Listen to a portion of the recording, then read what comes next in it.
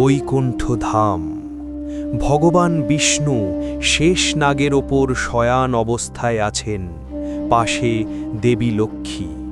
সামনে হাত জোড় করে নতজানু হয়ে দাঁড়িয়ে আছেন পক্ষীরাজ গরুড়। হে জগৎপতি, হে দয়াময় নারায়ণ, আমি যখন মর্তলোকের ওপর দিয়ে উড়ে যাই তখন মানুষের মৃত্যু দেখে আমার হৃদয় কেঁপে ওঠে। আমি দেখি মানুষ মৃত্যুর সময় প্রচণ্ড ভয়ে ছটফট করে। যমদূতরা তাদের গলায় শিকল বেঁধে টেনে নিয়ে যাচ্ছে। কেন এই দশা হয় প্রভু? কেন মানুষের মৃত্যু এত যন্ত্রণাদায়ক?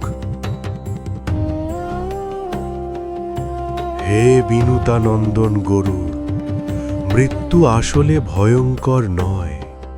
মানুষের নিজের কর্মই মৃত্যুকে ভয়ঙ্কর বা শান্তিপূর্ণ করে তোলে। যেমন একটি পুরনো বস্ত্র ত্যাগ করে মানুষ নতুন বস্ত্র পরিধান করে, আত্মাও তেমনি পুরনো শরীর ত্যাগ করে নতুন শরীর গ্রহণ করে। একেই লোকে মৃত্যু বলে।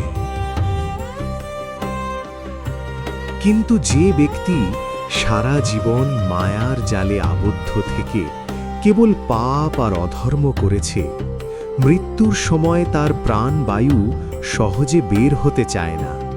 সে তার শরীরের মায়া ত্যাগ করতে পারে না বলেই যমদূতদের দেখে ভয় পায়। প্রভু, তাহলে কি সবার যাত্রাপথ সমান নয়? ধার্মিক ব্যক্তিরা কিভাবে যমলোকে পৌঁছায়? শোনো গরুর, যারা দান ধ্যান করেছে, সত্য কথা বলেছে এবং আমার আরাধনা করেছে, তাদের জন্য মৃত্যু এক পরম আশীর্বাদ। আমার পার্ষদরা তাদের দিব্য বিমানে করে সম্মানের সাথে নিয়ে আসে। কিন্তু যারা পরনিন্দা, পরশ্রীকাতরতা এবং অধর্মে লিপ্ত ছিল, যমদূতরা তাদের উত্তপ্ত বালুকারাশি এবং অন্ধকার কণ্টকাকীর্ণ পথে টেনে নিয়ে যায়।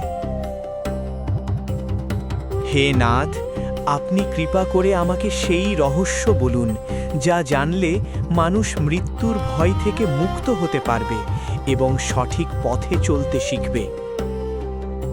শুরু হলো এক রহস্যময় যাত্রা, যেখানে ভগবান বিষ্ণু খোলসা করবেন পরকালের প্রতিটি ধাপ। কি আছে সেই বৈতরণী নদীর ওপারে? দেখতে থাকুন আমাদের পরবর্তী অংশ।